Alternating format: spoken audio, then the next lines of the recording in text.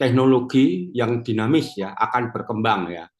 Dan penerapan ini sudah menggunakan berbagai teknologi baru seperti komputasi awan, kecerdasan buatan, big data, otomatisasi, ya IoT, yang semuanya itu untuk meningkatkan efisiensi ya atau efektivitas pengguna layanan dan nanti pengambil keputusan. Nanti di mana tuh titiknya dalam mengambil keputusan. Lanjut, Mas.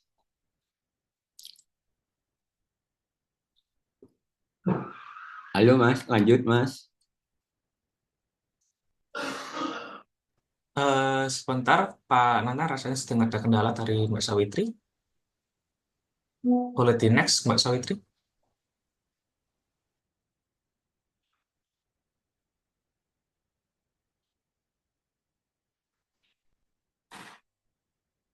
Nah, Halo. kemudian terkait transformasi digital di pemerintahan, aspek utamanya apa tuh? Ya, di sini ada 5 aspek yang kami sampaikan.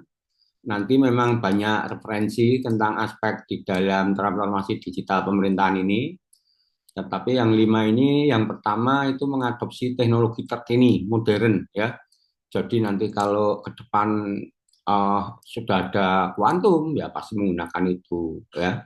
Saat ini sih masih yang kencang AI ya, terus komputasi awan ya, cloud dan otomatisasi gitu. Yang kedua menyederhanakan proses bisnis administrasi layanan ya, itu membuat birokrasi alur kerja ya menjadi simpel dan menggunakan wawasan otomatisasi berbasis data. Jadi semua kuncinya nanti proses bisnis administrasi atau layanan itu basisnya data ya. Kemudian akan merubah mindset dan budaya. Tadinya orang menggunakan manual itu ya, belum digital, itu mindsetnya masih sulit sekali untuk merubah ya. Dengan adanya transformasi digital itu akan mendorong seseorang untuk berinovasi ya, kemudian juga akan lebih mahir, kemudian juga perlu penerapan literasi kepada digital ya, baik di organisasi pemerintahan maupun di masyarakat. Selanjutnya yang keempat itu menerapkan pendekatan layanan publik sentris ya. Jadi pengalaman pengguna layanan publik itu bisa dipersonalisasi ya. Jadi hal ini karena pemerintah mulai menjalankan bahwa sentralnya itu di masyarakat, bukan di pemerintahan ya. Jadi nanti itu sebagai inputting data ya.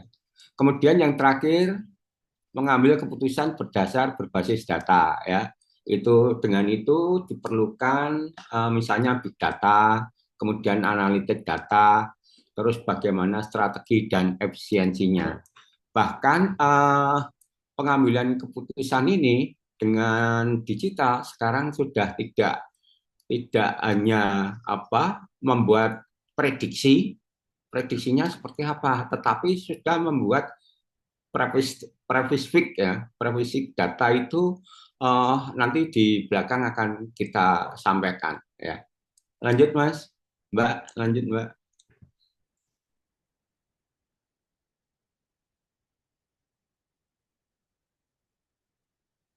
Mbak Sawitri,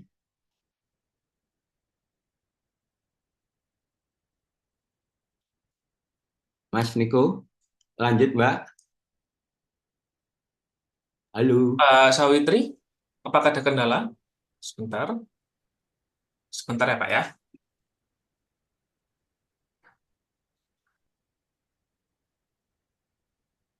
Ya, kemudian ini saya coba gambarkan ya alur bagaimana transportasi digital di pemerintahan saat ini ya. Tentu saja transformasi digital ini dimulai dari adanya reformasi birokrasi ya, di mana ketika reformasi birokrasi ya melalui Kementerian Menpan, Kemendagri dan kementerian lainnya itu kemudian pemerintah melalui Perpres ya mengeluarkan eh, peraturan tentang SPBE ya, sistem pemerintahan berbasis Selamat pagi, elektronik. Kak. Kemudian Selamat juga pagi, Bu Febrian ya. Saya baru join. Oh, Username-nya diganti sesuai iya. topik atau Boleh sesuai topik. Kalau dari Ibu ingin join kemana, Bu? Soal yang topik satu, Pak? topik satu, Mas sebentar. Octavia. Ya, Nah, maaf, sebentar, sorry. ya, kemudian juga ada Perpres tentang satu data dan turunannya ya. Kemudian ada visi Indonesia Digital 2045, mohon maaf itu kelebihan satu ya duanya. Dan adanya program Smart City. Nah, itu yang mendukung mendorong adanya transformasi digital dalam reformasi birokrasi ya. Kemudian perkembangannya itu memang ada empat ya, empat sesi atau empat klaster. Yang pertama pemahaman bahasa alami, yang kedua pengenalan pola, yang ketiga pembelajaran ya, yang keempat ini yang akan kita bahas tentang pengambilan keputusan ya. Dan ini pengembangan digitalisasi ini sebetulnya digunakan untuk mendukung kinerja manajemen internal perangkat daerah nantinya di pemerintahan ya. Kalau di pemerintah daerah ini ya. Kemudian apa sih kok mendukung kinerja manajemen internal itu ya? Karena operasionalnya menjadi lebih efisien ya. Terus pengambilan keputusannya berbasis data, dapat layanan publik ya, kepuasan layanan publik ya. Kemudian berikutnya mewujudkan transparansi dan akuntabilitas, dan yang kelima adalah dukungan interoperabilitas antar data ya, dengan adanya digital memudahkan 1 sampai 5 itu ya. Kemudian terkait kinerja manajemen internal perangkat daerah itu juga digunakan melalui digitalisasi layanan publik, kemudian biasanya ini untuk cyber society ya ke masyarakat, kemudian manajemen dan integrasi data biasanya dikelola oleh manajemen internal ya. Oh, terputus. Sebentar, Pak. Saya coba backup.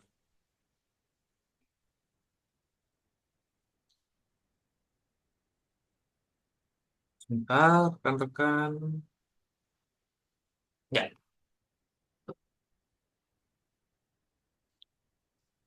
Ya.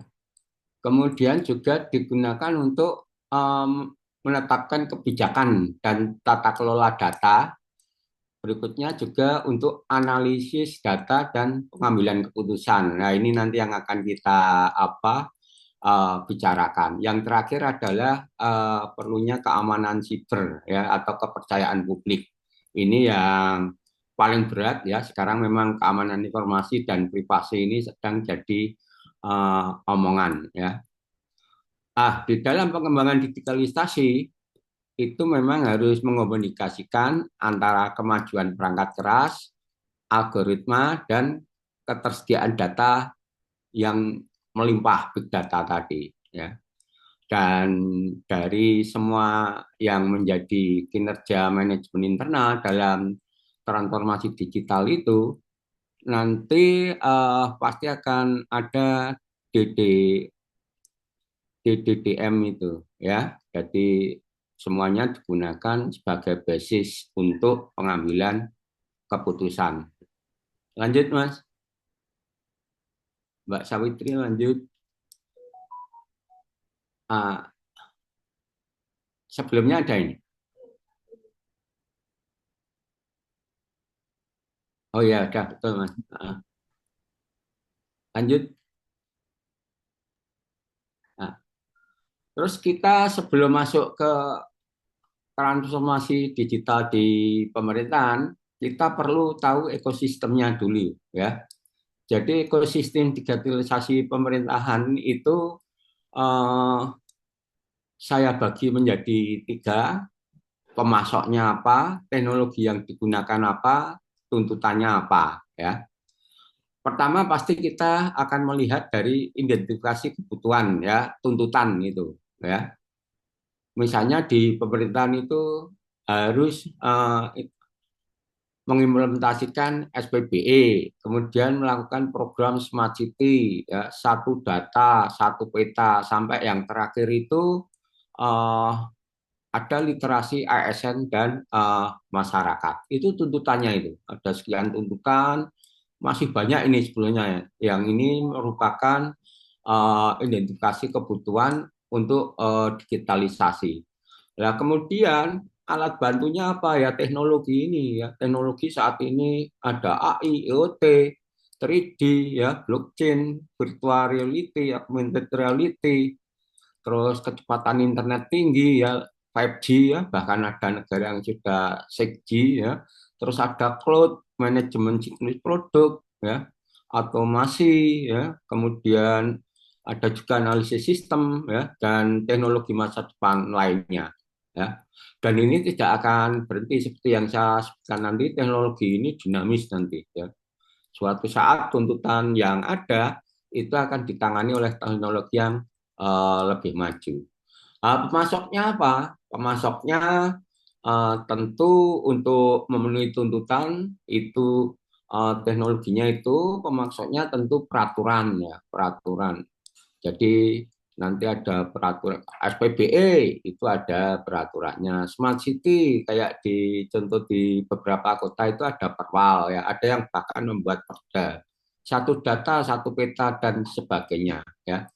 Kemudian kebijakan kepala daerah itu juga nanti harusnya menjadi pemasok utama ya, karena kepala daerah itu akan memengaruhi kemajuan digitalisasi di daerah itu. Kalau dia fokus atau memberi kesempatan lebih besar tentang transformasi digital, pasti daerah itu akan maju ya.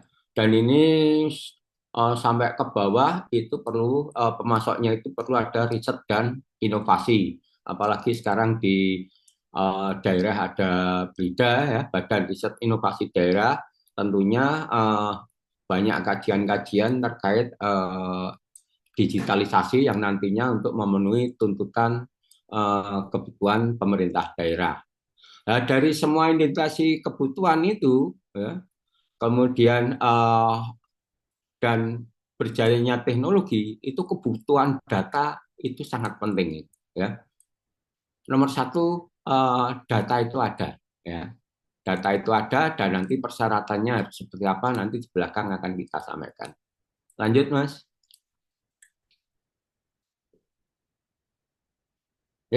Kemudian kebutuhan data ya, pemerintah digital itu memerlukan dua data. Menurut saya klasterisasikan menjadi data pada cyber government, ini untuk kebutuhan manajemen internal ya.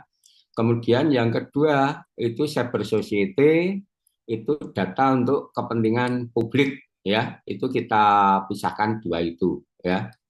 Kemudian di manajemen internal itu mulai dari perencanaan, pengorganisian, POAK lah ya, implementasi, pengawasan, itu semuanya butuh data itu ya. Nanti data klasterisasi yang pertama itu melalui cyber government.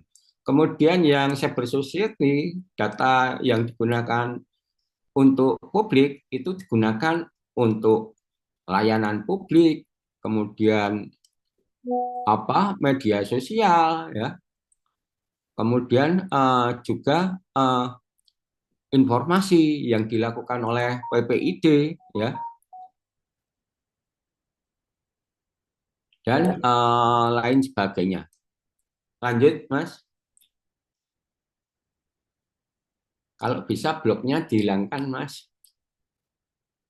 Kalau kita setelah kita klasifikasi dua tadi, kemudian sumber data pemerintahan itu sebagai pusat datanya, data center ya, itu terbagi atau disupport dari 5 bagian, yaitu data perangkat daerah ya, kemudian juga mereka dapat data dari pemerintah pusat dapat juga data dari pemerintah provinsi ya, itu termasuk di bawahnya sudah ada eh, contoh-contohnya ya, misalnya di data eh, perangkat daerah itu data sektoral OPD ya, itu sudah ada harus apa saja. Terus kemudian juga sistem informasi daerah, kemudian perencanaan pembangunan di SIPD ya, bantuan dan lain-lain itu ya. Data pemerintah pusat itu bisa statistik dasar oleh BPS, keuangan ya,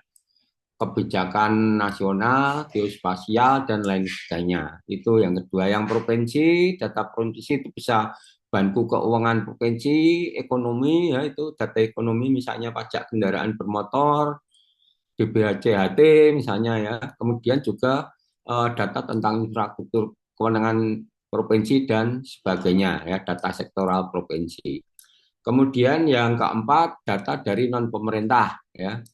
Misalnya data dari asosiasi, itu data dari ID tentang data dokter ya, data APJI, Asosiasi Penyelenggara Jasa Jaringan Internet, itu butuh itu. Gelaran misalnya gelaran FO di mana ya. Terus data dari non pemerintah itu juga biasanya bisa dalam bentuk CSR ya, atau e-commerce atau tentang properti perumahan gitu ya.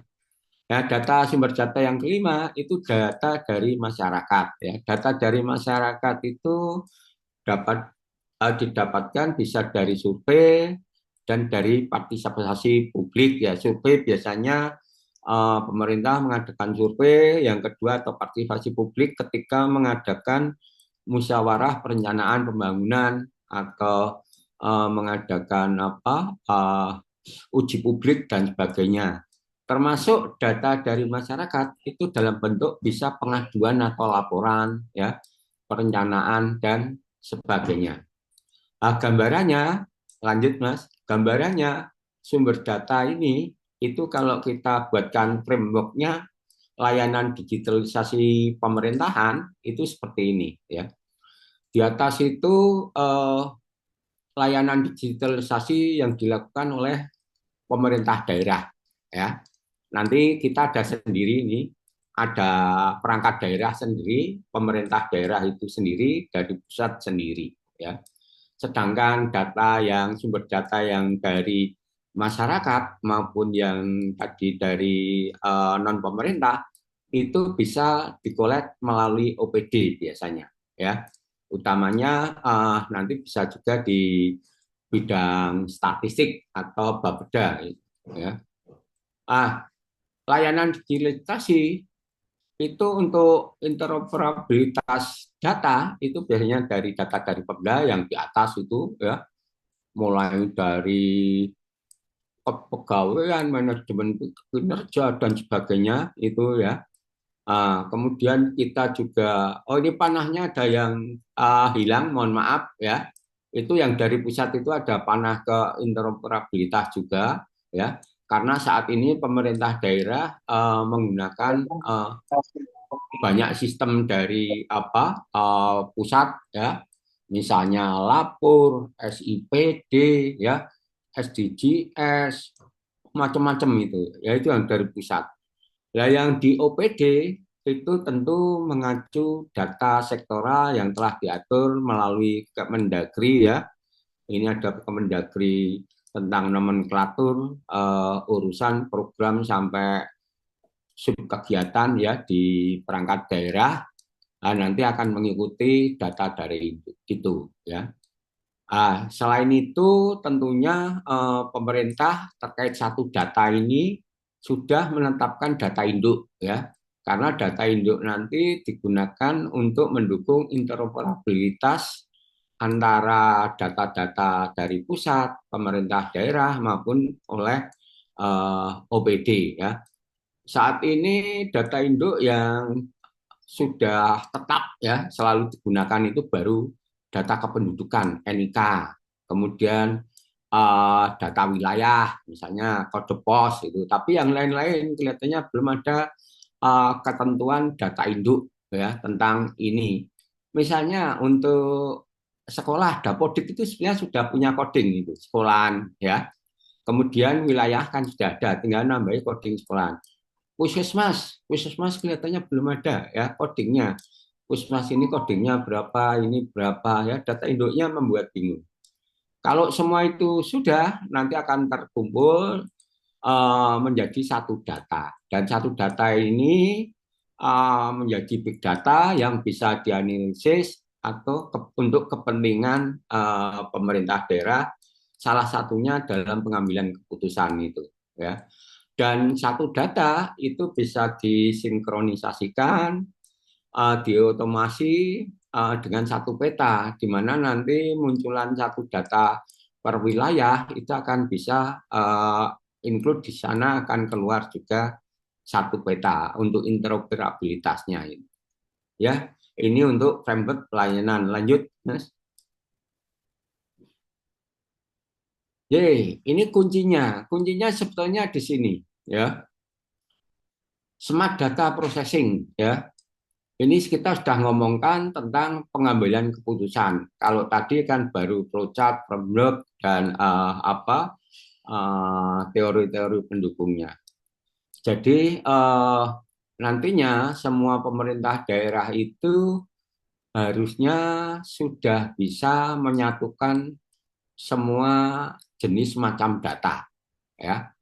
Dengan kemajuan digital, transformasi digital, ya, itu segala macam data, ya, baik itu teks, visual, ya, sumbernya dari manapun, itu sebenarnya bisa dibaca oleh satu sistem AI, ya, oleh satu sistem AI akan dibaca sebagai data nanti, ya.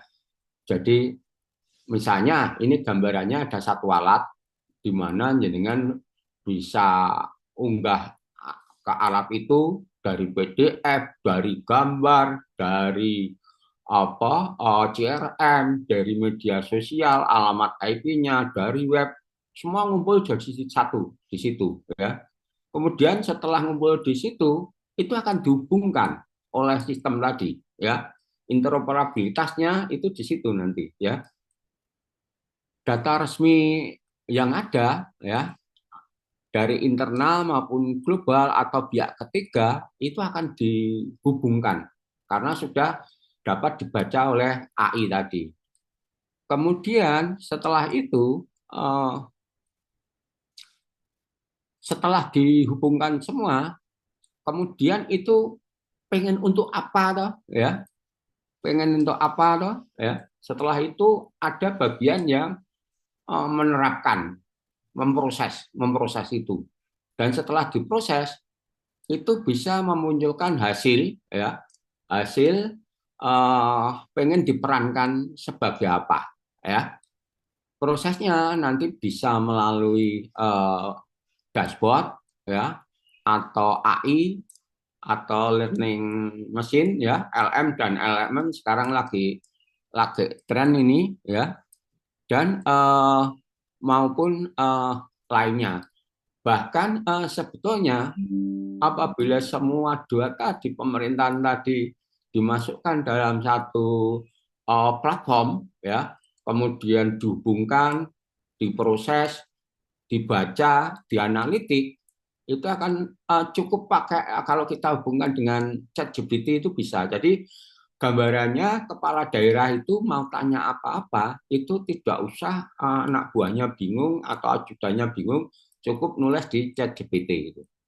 Saya pengen tahu pegawai P3K 3 tahun terakhir, ya, itu berdasarkan teks bisa, berdasarkan visual bisa, grafik bisa, ya, langsung itu sekian detik itu sudah akan dijawab gitu, ya. Dan ini pentingnya data di sini ini, ya. Jadi data dari manapun itu bisa dihubungkan, diinteroperabilitaskan.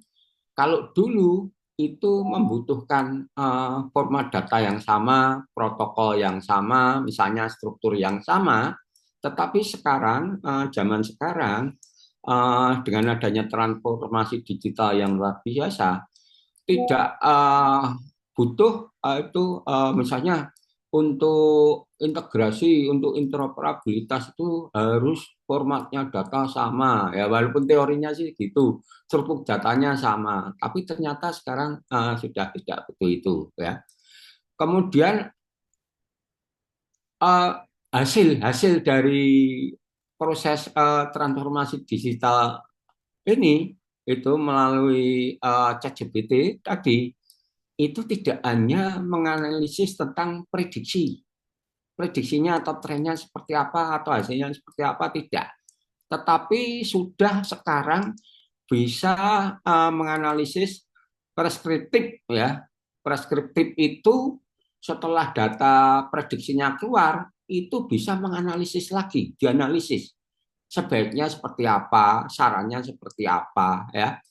Jadi big data dan pembelajaran mesin ini akan digunakan ke depan dalam analisis prediktif dan preskripsi ini ya, sehingga pengambilan keputusan itu akan betul-betul mendekati kebenaran ya, karena dengan presisi itu dapat membantu meramalkan kebijakan sebelum diterapkan ya. Jadi kita tanya, kemudian analisisnya ketemu prediksinya seperti apa, kemudian itu juga kan bisa diprediksi apakah prediksi itu bisa diterapkan dengan baik atau ada saran apa, itu sudah sampai sekian. Tapi rata-rata di pemerintahan sementara analisis itu baru sampai prediksi aja ya, prediksi. Oh, kalau data pegawai seperti ini, prediksinya seperti ini ya. Berarti pengambilan keputusannya harus seperti ini ya. Nah, ini gambaran yang terbaru tentang transformasi digital untuk pengambilan keputusan. Semua SDM di pemerintahan sudah tidak perlu bingung lagi karena semua format struktur data yang berbeda sekarang bisa dibaca oleh satu platform. Lanjut.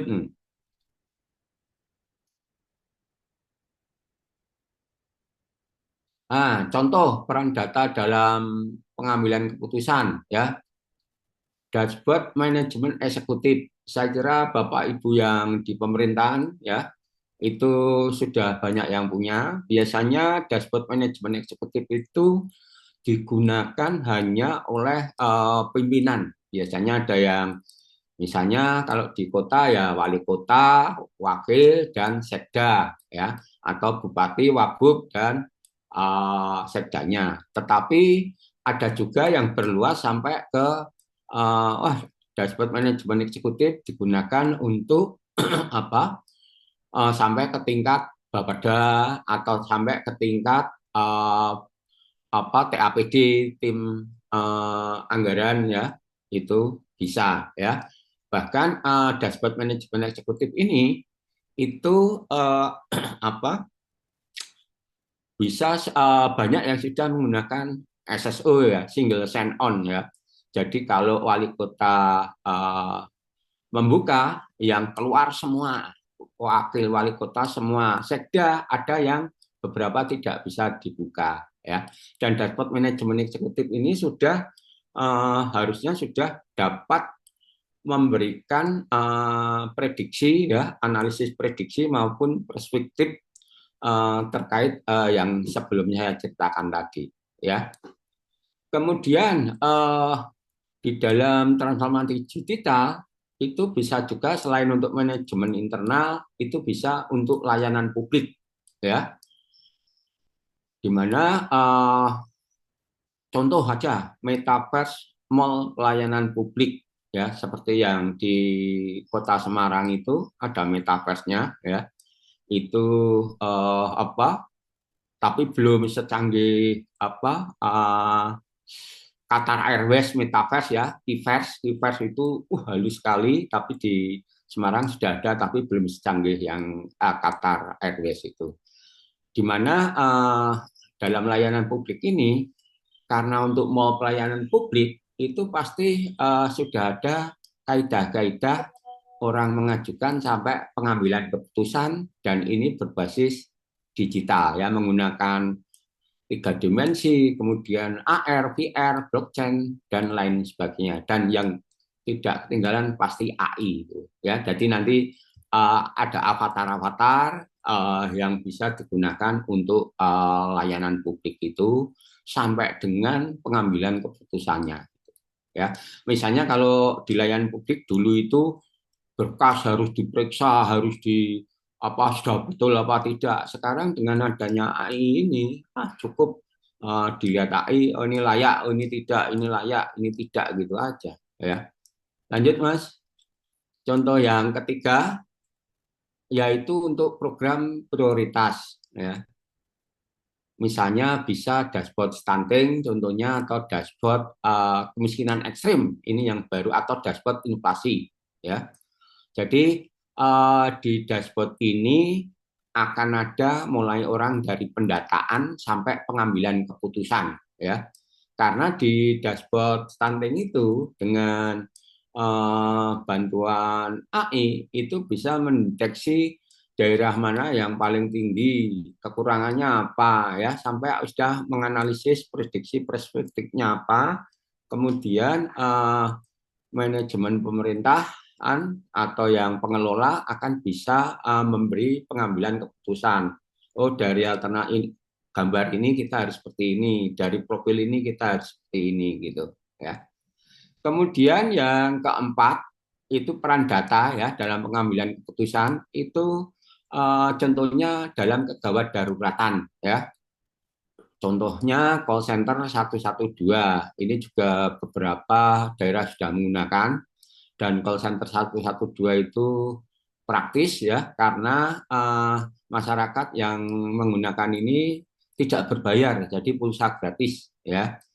Di call center 112 ini kegawat daruratan itu data yang ada, misalnya ada laporan tentang apa kebakaran, ya kegawat daruratan kebakaran, itu otomatis dari call center ini akan menghubungi meneruskan ke pemadam kebakaran, ke kepolisian, ke polsek setempat, ke apa ambulan hebat, ke dinas kesehatan, ya otomatisasi semua ini, ya jadi pengambilan keputusannya data itu bisa diambil keputusan setelah hasil melalui analitik apa digital selesai bisa juga langsung otomatisasi dari digital itu ya. Lanjut Mas, contoh berikutnya yang terakhir. Ini yang terbaru ini ya. Terbaru sistem informasi analitik CCTV sampah. Sebetulnya ini pantauan wilayah ya. Itu CCTV tidak hanya di sampah, bisa di parkir, kaki lima, bisa di kerumunan massa kalau ada demonstran dan sebagainya ya. Contoh peran data CCTV ini ya. Ketika CCTV ini melihat kontainer sampah yang bertumpuk ya, kemudian jumlahnya sudah besar, itu akan memberikan data gambar ini akan memberikan laporan ke sentral ya, ke pusat data atau apa command center. Kemudian di command center itu akan meneruskan ini ke aparat setempat, bisa lurah, camat, kemudian dinas misalnya kalau dekat pasar dinas dagangan, dinas lingkungan hidup ya, dinas pemukiman itu akan mengirimkan itu. Nanti hasil foto itu oleh OPD terkait, perangkat daerah terkait akan dibalas, jadi akan menjadi profil laporan seperti di gambar itu sebelah kiri itu, ya. Dan ini kalau berjalan nanti, semua daerah itu akan nyaman gitu, ya, karena sekarang yang penting CCTV-nya tidak CCTV DOM itu bisa digunakan ya bisa digunakan untuk dikonekkan dengan AI gitu ya kecuali yang DOM. Jadi CCTV apapun bisa digunakan dikonekkan dengan AI sehingga di format sesuai kebutuhan. Untuk deteksi sampah, untuk deteksi lalu lintas, ya, untuk deteksi demonstrasi dan sebagainya. Ya, ini yang masih jarang, tetapi sudah ada dan kita sudah melakukan ini juga sebenarnya. Lanjut.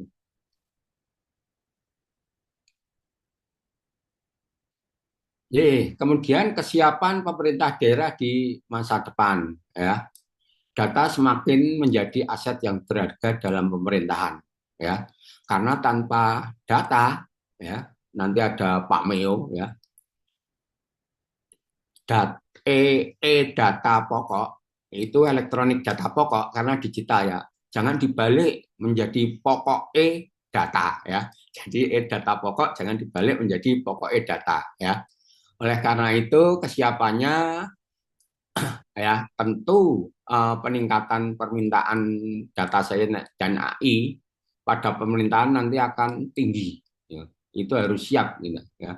Terus pengambilan keputusan itu semuanya akan berbasis data. Karena orang sekarang tanyanya data. Ya, saya kena ini kenapa? Saya layanannya terlambat kenapa? Semua berbasis data. Ya. Terus peningkatan peran big data dalam industri ya termasuk industri layanan publik itu nanti ya. Terus perlu ada regulasi dan keamanan data yang semakin ketat, kuat ya. Karena orang saat ini rata-rata publik takutnya itu terkait keamanan data dan privasi. Yang kelima, nanti akan muncul berbagai teknologi baru dalam pengelolaan data. Kayak kuantum ini kan sudah ramai diomongkan ya, tapi masih jarang. Misalnya superkomputer dengan harga yang sekian masih jarang ya yang menggunakan. Ya. Dan efek semuanya ke depan pemerintah perlu kesiapan juga. Nanti akan semakin banyak profesi yang berbasis data. Jadi kalau di Menpan itu ada analisis kebijakan, persyaratan.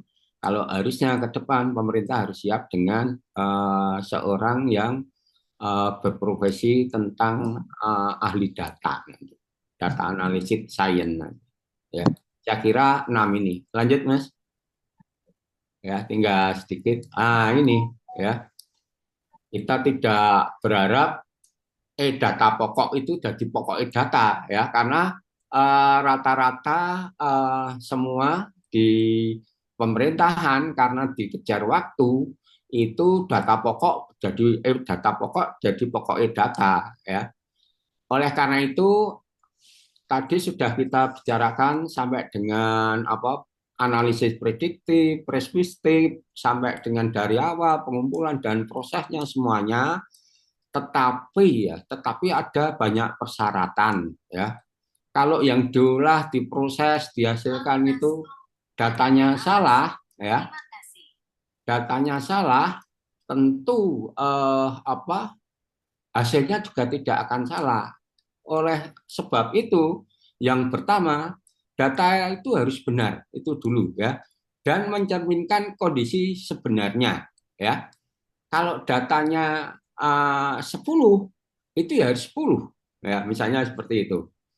Terus yang kedua, ini 7 tip ini ya. 7 tip ini yang harus dilakukan sebelum apabila data nanti dipakai untuk pengambilan keputusan. Yang kedua, lakukan verbal untuk menghindari salah input, duplikasi, data tidak valid ya. Ini yang sering itu data survei itu. Data survei itu verbalnya harus kuat gitu. Karena bisa tidak valid ya, bisa duplikasi ya, bisa salah input ya dan sebagainya. Yang ketiga, dari data yang ada itu tidak boleh ada bagian data yang hilang atau tidak terdokumentasi ya. Misalnya angka 1 2 3 4 5 6 7 8 9 10 ya toh. 1 3 4 5 6 7 8 9 10 itu tidak ada duanya itu ya. Itu akan mengacau data itu ya. Yang keempat, collecting data harus sesuai dengan tujuan dan kebutuhan pengambilan keputusan ya. Di sini peran tadi ya, analis data apa sih yang harus di collecting ya untuk pengambilan keputusan ini, untuk tujuan pengambilan keputusan ini, itu penting sekali itu ya. Nah, ini yang mohon maaf sekali, saya 34 di pemerintahan, ya. Saya kira nomor 5 ini paling banyak yang terjadi di pemerintahan. Data tidak up to date, ya, atau tidak real time sesuai dengan kondisi terbaru. Simple, kadang di website pemerintah daerah, ya, itu kepala daerahnya ganti, fotonya belum ganti, ya, di depan sudah ganti, di dalamnya belum, ya. Misalnya ada Forkompinda ganti, Kapolres Tabes atau Dandim ganti atau kejaksaan, itu foto dan namanya belum ganti, itu yang simple aja, gitu, ya. Nah, ini memang sebaiknya, ya, tapi dengan adanya alat baru semacam alat untuk interoperabilitas yang saat ini sudah banyak beredar dengan bantuan AI, itu tidak perlu seragaman format dan struktur, ya, yang karena memang seragaman format dan struktur data itu akan memudahkan integrasi dan analisis ini, ya. Dan tip yang terakhir 7, kalau bisa sumber data itu harus jelas dan dari sumber resmi atau yang dapat dipertanggungjawabkan. Ini juga sama, kadang nomor 1 sampai 6 itu sudah betul semua, tapi sumber datanya itu tidak jelas, tidak dapat dipertanggungjawabkan. Nanti hasil keputusannya tentu juga tidak akan sesuai. Ya, ini yang bisa saya sampaikan kepada teman-teman semua. Semoga lebih berguna dan berarti untuk semuanya. Sukses selalu untuk semuanya. Wassalamualaikum warahmatullahi wabarakatuh. Waalaikumsalam warahmatullahi wabarakatuh. Terima kasih Pak Nana untuk pemaparan dan presentasi mengenai topik pada pagi hari ini. Nah, setelah Pak Nana tadi memberikan insight mengenai materi kita pada pagi hari ini, sekarang saatnya Bapak Ibu bisa memberikan pertanyaan melalui kolom chat dan juga bisa langsung bertanya dengan raise hand. Nanti akan kami bantu untuk memberikan kesempatan buat Bapak Ibu untuk bisa langsung bertanya melalui Zoom seperti itu. Oke, bisa langsung Bapak Ibu semua untuk memberikan pertanyaan. Mungkin yang pertama ada dari Pak Aziz Sidik. Terima kasih Pak Aziz untuk pertanyaannya. Saya izin membacakan pertanyaannya Pak Nana. Bu Savitri, Pandi. Izin dalam, Pak Andi. Halo. Pandi Jalante, ya. Iya, Pak Andi, mohon maaf. Pak Andi Jalante mau bertanya. Oh, baik, Pak Andi. Setelah pertanyaan di kolom chat dijawab oleh Pak Nana, kemudian nanti dilanjutkan oleh Pak Andi, ya. Ya, siap. Siap. Terima kasih Pak Andi. Baik, dari Pak Aziz Sidik Indrawan, izin bertanya Pak Nana yang sesuai disampaikan Pak Nana terkait masalah interoperabilitas, ya, atau integrasi, menyebutkan bahwa sekarang integrasi itu tidak harus format atau struktur tabelnya sama. Itu apakah boleh diberi contoh Pak Nana seperti apa untuk mungkin implementasi atau terkait pertanyaan Pak Aziz Sidik? Iya, langsung ya Mbak. Ya, terima Ya, kasih Mas Aziz Sidik, ya, Indrawan. Ini yang tadi saya sampaikan di paparan. Jadi misalnya jenengan itu kerja di Pemdaik, ya, kemudian punya data center. Sekarang sudah ada platform, ya, dari data center itu ditarik ke platform itu. Platform X, ya, karena ini tidak boleh beriklan ya Mbak, ya. Platform X, kemudian jenengan punya medsos IP-nya dimasukkan ke situ atau pakai flash disk ada data yang dimasukkan ke platform itu, ya. Itu bentuknya kan macam-macam, ya. Itu platform itu bisa membaca 150 format data, ya. Kemudian dari platform itu semua data setelah dibaca kemudian bisa dihubungkan, ya, kemudian bisa diberdayakan, kemudian bisa diperankan, ya, nanti bisa lewat dashboard manajemen, bisa lewat IP, bisa juga lewat tadi hasilnya bisa LLM tadi ya, sehingga akan bisa menganalisis. Sekarang enggak harus wah format data harus sama. Jadi alat itu bisa membaca data dari PDF ya, dari gambar, kemudian dari Excel, dari Word, ya, macam-macam itu. Dan nanti hasilnya juga sesuai permintaan. Pengen hasilnya itu bentuknya teks, bentuknya teks grafik, atau bentuknya gambar itu akan muncul. Dan itu bisa disambungkan permintaannya itu dari ChatGPT, hanya dari ChatGPT itu. Ya, saya kira nanti secara apa? Nanti kalau saya di chat nanti saya kirimi Pak bentuknya namanya alatnya apa nanti saya sampaikan nanti ya. Ini revolusi memang revolusi interoperabilitas saat ini dan itu sudah beredar sebelumnya itu ya. Gitu Pak Aziz. Baik, terima kasih Pak Nana untuk jawabannya. Semoga bisa menjawab ya Pak Aziz Sidik. Oke, sebelum ke Pak Fikri Herianto, mungkin tadi Pak Andi sudah mengajukan diri untuk bertanya langsung kepada Pak Nana. Untuk Pak Andi Jalante, mungkin bisa sambil memperkenalkan diri dari instansi mana juga, Pak Andi. Silakan, monggo Pak. Baik. Terima kasih. Assalamualaikum warahmatullahi wabarakatuh.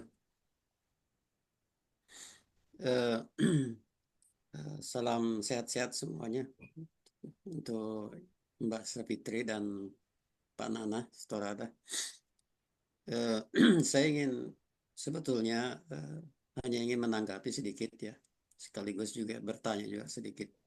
Sebetulnya pada segi transformasi digital di daerah itu pastinya sangat penting bagi setiap daerah ya, Mbak ya, Pak Nana ya.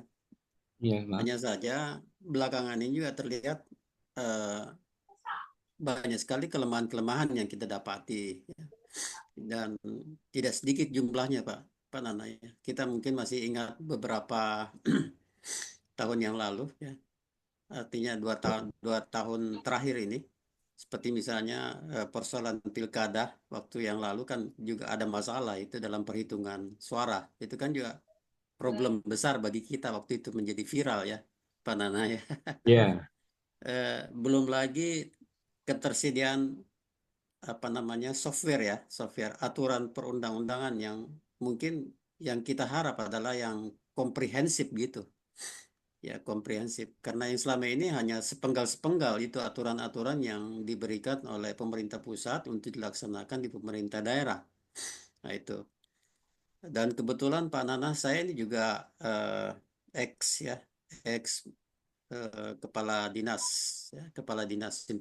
inspektorat ya Pak Nana, dan menghadapi banyak problem sebetulnya untuk yang Pak Nana katakan itu OPD itu mereka tidak mampu mengatasi secara sendiri-sendiri, tetapi harus mengatasinya melalui bupati yang kita tahu eh, ini juga menjadi masalah dan menjadi kelemahan bagi daerah dalam hal pengembangan infrastruktur digital ini. Karena kita ketahui bahwa setiap 5 tahun sekali itu kan ada pergantian ya pimpinan kepala daerah. Dalam hal ini ada pergantian juga visi misi, itu juga problem juga Pak Nana ya gitu.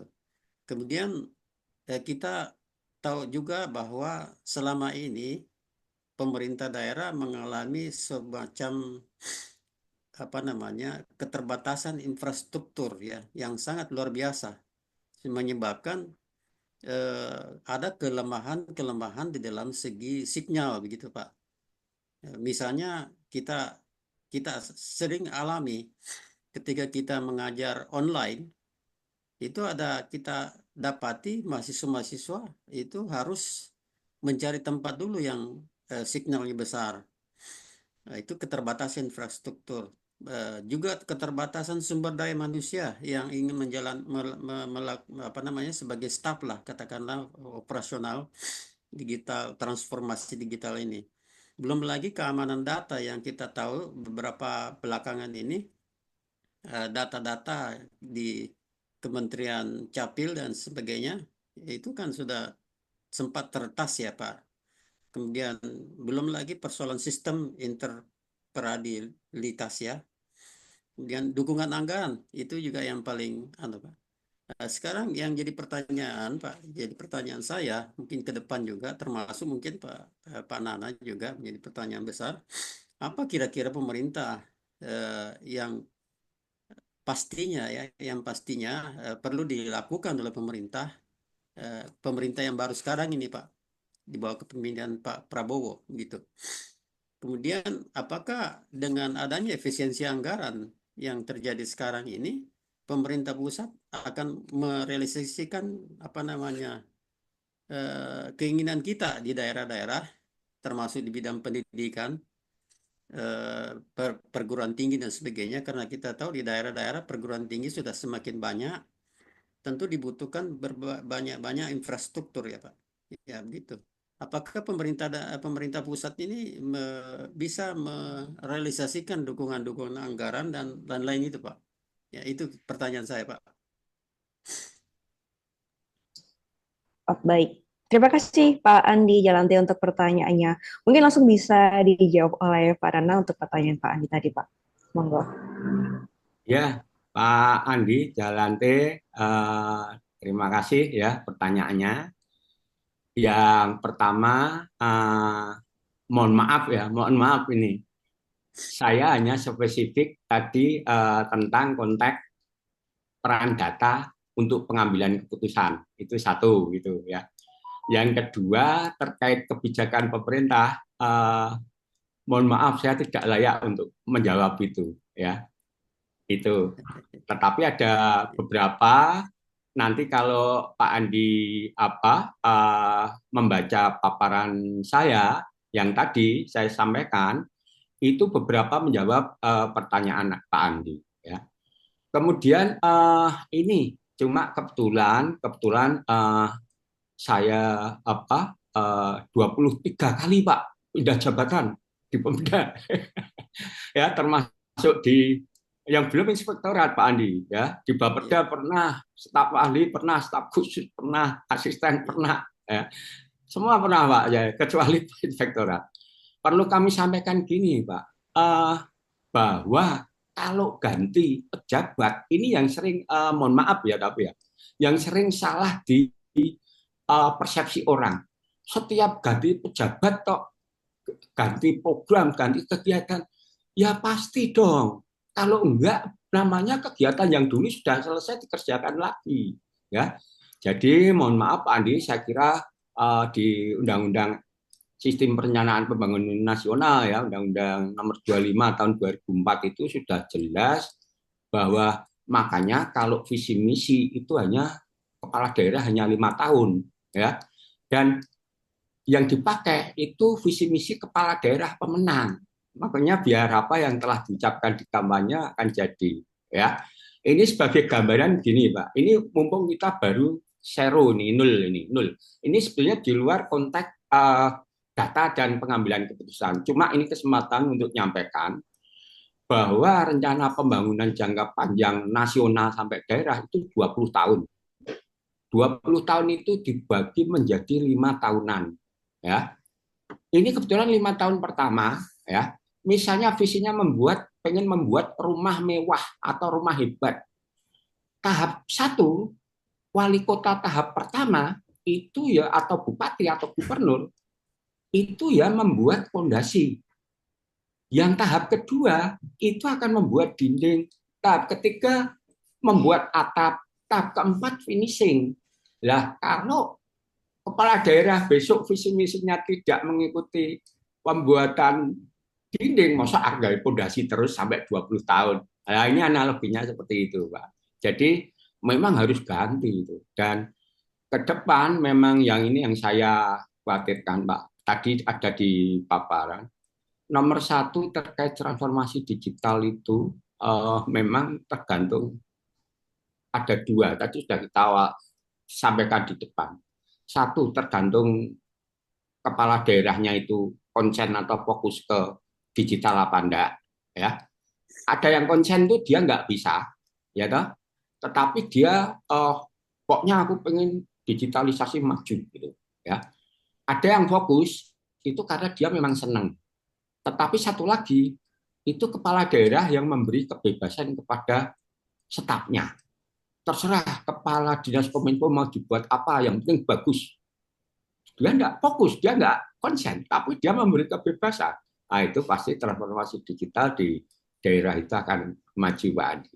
Ya, saya kira ini Pak Andi, kalau yang kebijakan pusat, saya kira kalau aturan itu, aturannya Pak banyak sekali, yang baru juga banyak sekali, sampai dengan keamanan informasi, privasi, ya, kemudian tentang SPBE sampai dengan turunannya, tentang transformasi digital, ya. Indonesia digital 2045 aja sudah ada, ya. Kalau di Jawa Tengah aja tata kelola transformasi digital sampai 2045 itu sudah ada roadmap-nya semua, Pak. Ya. Sampai bingung memang kalau kita yang di pemerintahan itu. Saya kira saya senada dengan Pak Andi kalau yang ini. Ya, saya kira gitu ya, Pak Andi. Terima kasih, Pak Andi. Salam sehat selalu. Nomor WA-nya Pak Nana, bisa kita diskusi nanti. Jadi, nanti bisa japri, Pak, kalau pengen Iya, ya. diskusi panjang. Ya, siap. Ya, baik, Pak Andi, terima kasih banyak untuk pertanyaannya. Saya izin untuk remove pin, ya. Kita melanjutkan ke pertanyaan berikutnya. Tadi setelah Pak Aziz dari Pak Fikri Herianto. Lanjut tentang interoperabilitas ya Pak Nana. Jadi untuk interoperabilitas antar data di pemerintahan, kendala utamanya itu adalah ketidakseragaman, baik data yang disampaikan maupun dalam format gitu. Untuk metadata sendiri di level BPS nasional sampai pada BPS di ragam metadata unit satu sektor pun katanya berbeda-beda, Pak Nana. Ingin mendapatkan tanggapan Pak Nana mengenai informasi ini. Ini nanti ada hubungannya ya. Memang di akhirnya nanti digunakan untuk kembali pengambilan keputusan pemerintah daerah ya. Jadi gini Pak Fikri, dengan saya kira juga kita semua sudah tahu statistik, data statistik itu ada 3 ya. BPS itu ngurusi ya statistik dasar, kemudian pemerintah daerah ngurusi statistik sektoral. Kemudian ada lagi statistik khusus, itu karena permintaan. Ya, memang kita sudah ada di semua daerah itu sudah ada arahan dari BPS. Di statistik sektoral pun itu yang sektoral pun data-data apa yang dibutuhkan itu mengacu ke Kementerian Dalam Negeri ya. Perubahan kedua tentang nomenklatur klasifikasi urusan sampai dengan subkegiatan itu semuanya membuka data dan di Dinas Kominfo biasanya itu ada yang ngurusi tentang data itu ya, statistik, data statistik ya. Memang secara teorikal Pak di sana memang harus menulis sampai dengan ke metadatanya. Tapi mohon maaf Pak, itu ranah BPS atau kalau yang jabungnya tentang statistik mengetahui, tapi orang awam di pemerintahan metadata apa aja itu bingung Pak. Apalagi suruh nyusun yang sampai sedetail itu, walaupun itu perintah sebetulnya, perintah regulasi ya, dan itu juga muncul di Perpres tentang satu data, tentang harus ada metadata itu. Ya, saya kira banyak pemerintah daerah yang bekerja sama dengan BPS tempat, kemudian merumuskan data-data sektoral yang menjadi kewenangan pemerintah daerah itu untuk dibuat struktur data termasuk metadatanya dan itu dibantu oleh BPS, Pak. Jadi memang ranahnya sudah sendiri-sendiri, Pak. Ya, itu memang ranahnya yang bisa pasti gabung statistik dan BPS, tetapi penggunanya memang di pemerintahan dan dulu rencananya memang sesuai Perpres sampai dengan turunannya itu digunakan untuk satu data daerah sampai satu data nasional. Tetapi kalau kita bicara satu data, sebetulnya yang paling paling urgent itu saat ini pemerintah pusat perlu menetapkan data induk, ya. Kalau tidak ada data induk, nanti coding tiap wilayah akan beda-beda repot, ya. Seperti tadi saya sampaikan, data induk yang baru ditetapkan pemerintah itu data induk kependudukan melalui NIK, ya, data induk siswa melalui NISN, misalnya data induk wilayah, tapi belum semua data induk itu ditetapkan codingnya oleh pemerintah. Ya, saya kira itu Pak Fikri, ya, memang ranah kita hanya di pemerintahan itu hanya di statistik sektoral, walaupun harus mengisi metadata, tapi kemampuan itu ada bagian bidang yang menangani dan pasti itu dibantu oleh BPS tempat. Saya kira itu Pak Fikri, matur nuwun Pak. Baik, terima kasih untuk pertanyaannya dari Pak Fikri Herianto. Siap. Oke, lanjut Pak Nana. Mungkin karena tadi ada pertanyaan sambungan lanjutan dari Pak Aziz mengenai pertanyaan sebelumnya. Mungkin barangkali Pak Aziz ingin bisa langsung bertanya dengan Pak Nana mengenai pertanyaan lanjutan dari Pak Aziz. Ini aja Mbak, dari chat aja ya. Oh iya, baik. Ya, Siap. Pak Aziz. Ini nanti perlu, karena saya tidak boleh berikan, nanti perlu saya japri, saya tunjukkan nanti. Jadi karena AI itu di pemerintahan belum banyak masuk, banyak yang di pemerintah daerah ini tapi ya, itu banyak yang belum masuk, apalagi tadi yang disebutkan Pak Andi ya tentang infrastruktur. Wah, 5G aja di kota besar banyak yang belum, apalagi sampai ke daerah ya. Walaupun Kemendikti ya menjanjikan 100 megabyte itu harganya 100, tapi apakah itu nanti bisa sampai ke daerah, itu salah satu aja. Jadi saat ini dengan adanya AI, adanya LLM, Pak, itu data unstruktur bisa dibaca semua, ya. Contoh Pak, jenengan kalau nanti mencoba, ya toh, nanti jenengan mencoba data unstruktur bisa dibaca oleh AI, coba jenengan upload gambar, upload suara, upload PDF di Meta AI atau di Gemini atau di ChatGPT. Gambar itu toh, jenengan tanya, makna gambar itu apa? Itu bisa dibaca gambarnya jadi teks, ya toh? Terus suara, Mbak Sawitri ngomong, rekamannya diunggah ke situ. Buatkan tulisan teksnya, suara bisa, audio bisa dirubah jadi teks, ya. Tetapi ini sudah dikembangkan di banyak company, ya, perusahaan, bahwa semua jenis data itu bisa dibaca menjadi teks, kemudian itu dihubungkan, diberdayakan, diperankan. Nanti kalau lebih jauh, tadi contohnya itu aja, Pak. Jangan menggunakan ChatGPT atau Gemini atau apa itu, dari audio, PDF, semua bisa dirubah menjadi teks, ya, bisa dibaca menjadi teks. Itu salah satu analogi contoh aja. Saya kira itu, Mbak matur nuwun. Siap. Terima kasih Pak Nana untuk pertanyaan lanjutan dari Pak Aziz. Kita lanjut ke pertanyaan berikutnya. Wah, banyak banget pertanyaannya dari Pak Ahmad Udin Rullah ya. Izin bertanya Pak Nana, tadi yang dimaksud collecting data itu apakah semua data secara umum, termasuk data laporan-laporan atau SPJ atau keuangan gitu ya, itu perlu jugakah ditransformasi Pak Nana dari POV Pak Nana? Iya, matur nuwun Pak Ahmaduddin Amrullah ya. Saya kira pertanyaan Bapak ini apakah ya collecting data itu termasuk data laporan pertanggungjawaban SPJ, itu tergantung masing-masing pemerintah daerah atau pimpinan loh.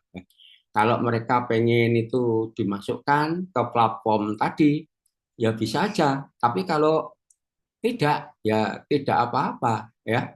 Tetapi dengan data tadi, laporan pertanggungjawaban jenengan itu sebetulnya sama, Pak. Nanti coba jenengan nyoba sendiri laporan pertanggungjawaban jenengan, ya toh, itu unggah ke ChatGPT, kemudian tanyakan, analisiskan saya ini dan buatkan grafik ringkasannya. Itu terbaca, Pak, oleh AI, ya. Apalagi nanti model LMLM itu lebih dengan bantuan AI akan lebih canggih itu, ya, mesin pembelajaran itu atau learning machine itu. Jadi kalau mau dimasukkan apa tidak tergantung lah masing-masing pihak pengen masukkan apa tidak. Terus apakah perlu juga ditransformasi itu juga tergantung masing-masing pimpinan kepala daerah. Tapi intinya semua data sekarang bisa dibaca. Ya, tadi contoh saya ya dari audio bisa, PDF bisa, bahkan sistem ada platform itu yang bisa membaca 150 eh, jenis data, bayangkan 150 Excel, PDF, wah macam-macam dibaca semua sampai YouTube aja bisa dibaca datanya. Ya, saya kira itu, Mbak Matur nuwun, Pak Ahmad Udin. Baik, terima kasih Pak Ahmad Udin untuk pertanyaannya. Lanjut kita ke pertanyaan berikutnya dari Pak Andi Yuniantoro. Menurut Pak Nana nih, kira-kira butuh waktu berapa lama untuk mungkin sebuah Pemda gitu, case-nya, punya volume data yang dianggap cukup big, besar gitu ya, untuk menghasilkan sebuah analisa yang berkarakter diagnostik atau yang prediktif dengan katanya melihat kondisi saat ini, data itu di mana-mana, tapi ternyata menariknya ketika dicari tidak ada, Pak Nana, kita. Ya, ini Pak Andi ini. Pak Andi ini sahabat saya ini, sering diskusi Oh, ini. oke. Dari Inixindo ini, Jogja. Oh, Ya. dari Inixindo Jogja. Iya, saya ini problem yang kita sering diskusikan. Saat ini kan Mbak, semua daerah itu sudah menetapkan RPJP, rencana pembangunan jangka panjang 20 tahun ya, 25 sampai 45. Semua sudah menetapkan. Tetapi sebetulnya ketika menyusun dokumen 20 tahun itu butuh 20 data 20 tahun yang lalu. Ya. Ya data 20 tahun yang lalu itu orangnya ganti, ada yang kantornya pindah, ada yang SOT-nya sudah tidak ada, wah bermacam. Padahal data itu harus ada, ya. Itu oleh karena itu untuk menghasilkan big data yang dapat menghasilkan analisis berkarakter tadi atau biasanya untuk tren ya prediksi tren untuk membuat data 20 sampai 45 itu sampai saat ini memang daerah kesulitan ya. Makanya kalau saya bisa ketemu siapa ya penanggung jawab data itu kan Bappenas, bisa ketemu yang mengelola tim satu data nasional, sebetulnya ini saat yang tepat bagi pemerintah daerah atau pemerintah di Indonesia untuk mulai menyimpan data dari awal. Harus ada satu big data yang semua daerah saat ini, karena ini mulai dari nol ini ya. Jadi data tahun ini akhir tahun semua daerah diberi fasilitas untuk bisa ngentri. Tapi mohon maaf, mungkin kemampuan data centernya kan tidak seperti Big Valley ya, tidak seperti punya Google atau Elon Musk ya. Harusnya sudah ini kalau bisa terkolek di platform semua, wah daerah nyaman ya. Akhirnya ya itu data tidak. Data yang dibutuhkan data 20 tahun, ketemunya hanya 5 tahun, 10 tahun, 7 tahun. Itu pun belum tentu semua data tadi, persyaratan data. Data itu benar, data itu valid. Akhirnya ya elektrik data pokok itu jadi pokok data, ya pokok yang isi gitu. Itu yang repot gitu. Ini keluhan kita kondisi real di pemerintahan daerah ya, bukan menjelekkan ya. Itu juga saya pernah mengalami itu. Saya kira itu. Tetapi ini sebenarnya kalau boleh saat saat yang tepat saat ini untuk kita secara nasional ngolek data mulai dari desa, kelurahan, sampai ke pemerintahan paling atas di pusat. Jadi saya kira itu, matur nuwun Mas Andi. Baik, Pak Andi, terima kasih sahabat baik dari Pak Nana ya. Atau nanti ada pertanyaan lagi, Pak Andi bisa ini ya, show off kita biar kita kenal semua dengan Pak Andi. Baik, kalau gitu di pertanyaan berikutnya ada dari Pak Binson Hutagalung. Pak Binson memberikan terima kasih untuk insight yang telah dibagikan Pak Nana tadi tentang pemaparannya. Beliau dari Baperida mengarahkan kebijakan satu data di Bontang untuk role-nya ya, Pak Binson. Terima kasih untuk informasinya. Pada 5 tahun mendatang, kebijakan yang kami ambil itu akan fokus ke pemanfaatan data untuk pengambilan kebijakan gitu.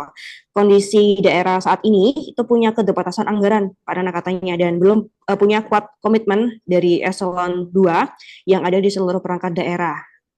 Ada 2 pertanyaan dari Pak Binson mengenai hal ini. Yang pertama, strategi yang tepat agar para eselon 2 ini bisa didorong lebih support terhadap pengembangan data di kota itu bagaimana, Pak Nana? Kemudian yang kedua, minta masukan juga ya dari Pak Nana katanya dengan segala keterbatasan, tadi sesuai sama informasi Pak Nana dari sisi Pak Nana gitu ya, apakah prioritas yang diberikan itu lebih besar pengembangan SDM atau ke environment terlebih dahulu, Pak Nana? Monggo silakan Ya. Pak Nana. Ya, matur nuwun ini Pak Benson Hutagalung ya. Yang pertanyaan pertama, strategi ini dialami Pak, hampir semua daerah sampai ke tingkat provinsi ya. Bagaimana agar eselon 2 untuk lebih support terhadap pengembangan data di kota ya. Ini berarti di kota ya. Ini yang pernah kita alami, Pak. 2015 ketika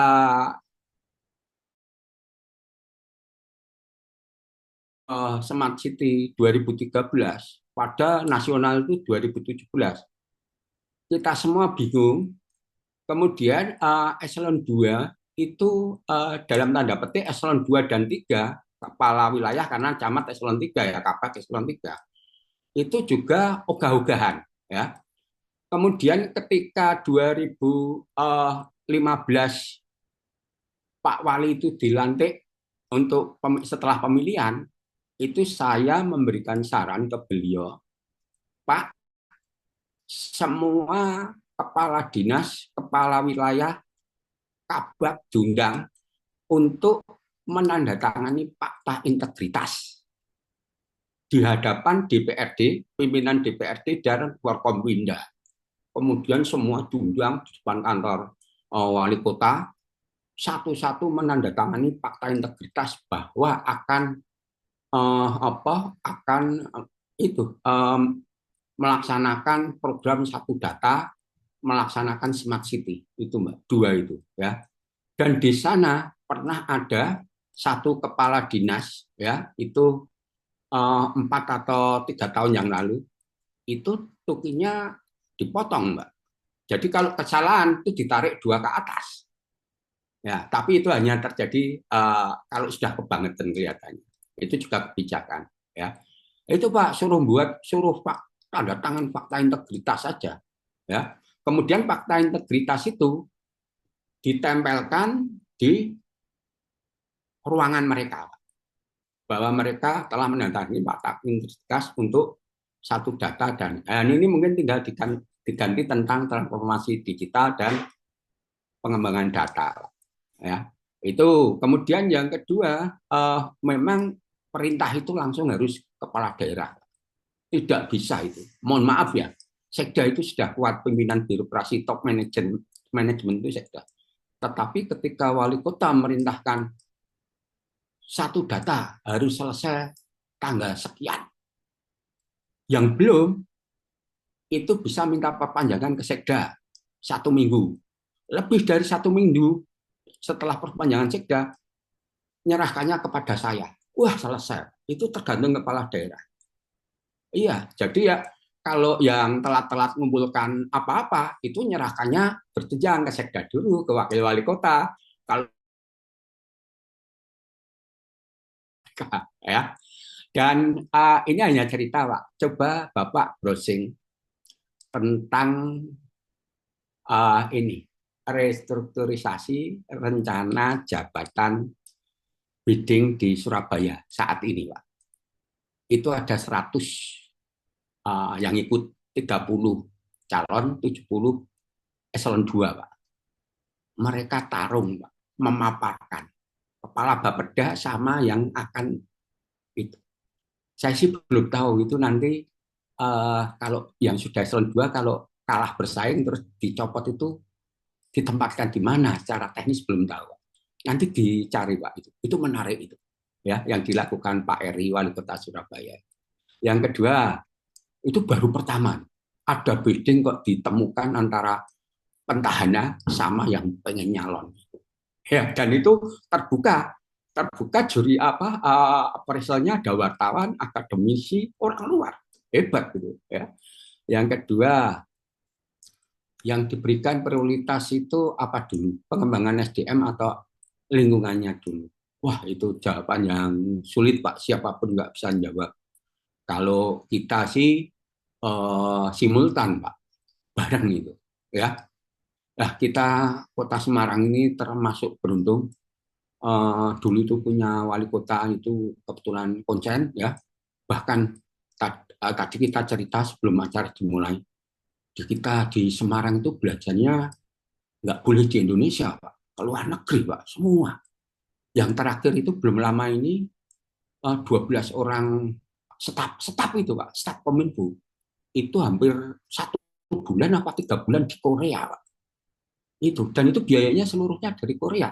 Akhirnya mereka pulang bisa membuat CCTV analitik itu, ya. Nah, kalau mohon maaf, saya bisa ngomong banyak, kok ngerti semua itu bukan karena belajar, Pak. Belajarnya di mana? Saya pernah ke Ericsson, pernah ke Nokia, pernah ke Jakovic, ya, pernah ke Kanada. Hampir semua suruh belajar untuk keluar negeri, Pak. Ya. Jadi tidak tanggung-tanggung, itu daerah yang punya anggaran mungkin gitu. Tapi kalau tidak, gantian, Pak, jangan belajar aja ke kota Jakarta itu sudah Jakarta Smart City sudah hebat, ya. Atau ke Semarang atau kemana yang dekat, ya. Ini saran aja, Pak, tapi saran saya tidak ada yang didahulukan karena di SPBE atau di satu data itu ada 7 komponen yang harus dilakukan bersama. Ya, saya kira itu, matur nuwun. Baik, kalau begitu. Nah, last question, Pak Nana, untuk breakout room di sesi kali ini dari Dr. Andika Sanjaya. Mungkin bisa diperkenalkan dari Pak Andika dari universitas mana gitu ya. Pak Andika dari sektor universitas gitu ya. Pertanyaannya, kira-kira dengan perkembangan AI dan big data yang saat ini gitu, kemampuan mahasiswa apa yang dibutuhkan industri menurut Pak Nana nih dan pemerintahan? Ya. Yang Ini yang perlu dipersiapkan apa aja, Pak Nana? Mungkin juga ya, sebagai masukan untuk kita semua. Ya, ini Mas Andika ini dulu juga S3-nya di Undip, Mbak. Kebetulan ngambil Smart City terus komunikasi dengan saya. Oke, wah. Kalau nggak salah di Kalimantan beliau, ya, tapi gitu, orang Solo, ya. Baik. Jadi gini, Mas Andika, sebetulnya tentang perkembangan AI Big Data ini yang saya ceritakan tadi, awalnya itu perusahaan X itu digunakan untuk analitik prediksi dan preskriptif di perusahaan, di swasta atau di perbankan. Tetapi ketika ketemu saya diskusi, Mas, kalau jenengan hanya ke perusahaan percuma, lah gimana? Terus kita konsepkan platform ini bisa digunakan di pemerintahan dengan nama Pindeh, ya, namanya aja Pindeh, ya. Yang satu ke perguruan tinggi, Mas Andika, ya. Jadi nanti semua data perguruan tinggi dari PMB, dosen, tendik, kurikulum, regulasi, ya, absensi, wah semuanya sudah, ya. Kemudian pekertinya, datanya, pengabdiannya, semua bisa masuk ke satu platform Kemudian rektor itu tinggal pakai ChatGPT tanya, gimana toh kondisi universitasku? Nah, jawab dengan dilengkapi dengan visual. Itu nanti japri aja lah, nanti dikira apa promosi nanti ya. Tapi memang tadinya sebenarnya hanya digunakan di perusahaan-perusahaan besar nasional dan internasional. Kemudian saya sarankan untuk masuk di riset untuk ke pemerintahan maupun di perguruan tinggi. Nanti ya Mas ya mungkin bisa jabrinan. Matur nuwun Mas.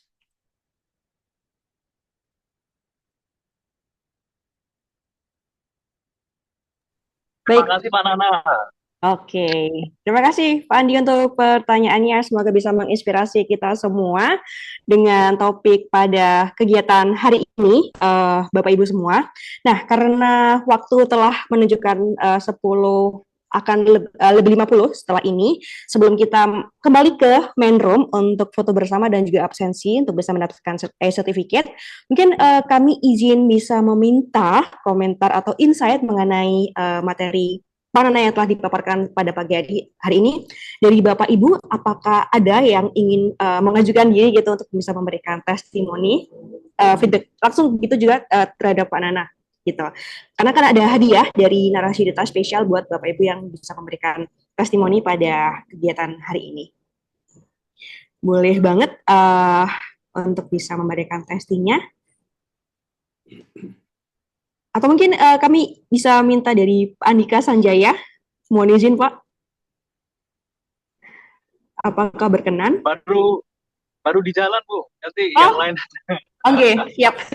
Ngapunten Pak Andika, siap-siap. Oke. Atau mungkin Pak Andi Jalante tadi ingin bisa memberikan komentar Pak.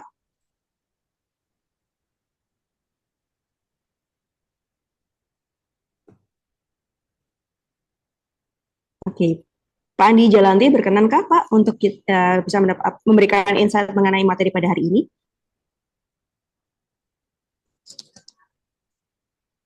Baik, Oke, terima siap. kasih atas kesempatannya yang diberikan oleh Mbak Sapitri. Yang saya hormati Pak Nanas Torada. Ya, jadi kegiatan pada hari ini tidak lain adalah untuk pencerahan ya bagi kita semua, terutama bagi kita-kita ini yang memang bekerja di dalam dua atap ya, di pemerintahan maupun di sebagai akademisi.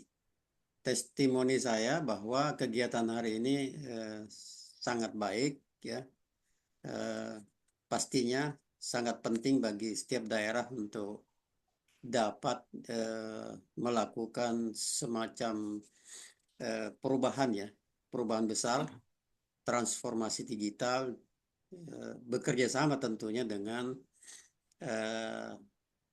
perguruan tinggi dan juga bekerja sama dengan rasio data. Ya, saya kira itu saja. Baik, terima kasih Pak Andi Jalante untuk testimoninya kegiatan pada pagi hari ini sampai menjelang siang. Buat Pak Nana dan Bapak Ibu semuanya, terima kasih telah mengikuti sesi berikut room ya di room Pak Nana. Nah, kita akan kembali ke main room setelah ini. Mungkin kita langsung di-close oleh Mas Okta untuk kembali ke main room. Mungkin boleh foto bersama dulu kali ya di sini. Begitu, Ya, oke, sesi siap. government ini boleh. Oke, baik. Sebelum kita kembali ke main room, Bapak Ibu semua, kita akan mendokumentasikan aktivitas pagi hari ini untuk Bapak Ibu. Kalau misal dalam keadaan koneksinya stabil gitu ya, bisa on cam, boleh banget kita on cam. Saya lihat ada Pak Andika sepertinya sedang sambil menyetir ya Pak, hati-hati di jalan Pak Andika. Oke, ada lagi yang sambil traveling, sambil mendaki, sambil menunggu buka puasa, masih lama ya? Oke, kami akan menunggu. Oke, satu lagi. Oke, kalau gitu. Ready? Oke, akan kami bantu untuk screenshot. Mari bersiap di slide pertama. 1, 2, 3. Oke, kembali lagi ya. Satu kali lagi. Oke, 1, 2, 3. Oke. Siap. Kalau begitu, Pak Nana dan rekan-rekan Bapak Ibu semua, mari kita kembali ke main room untuk kita mengisi feedback pada kegiatan hari ini. Seperti itu. Ini kita langsung ke main room.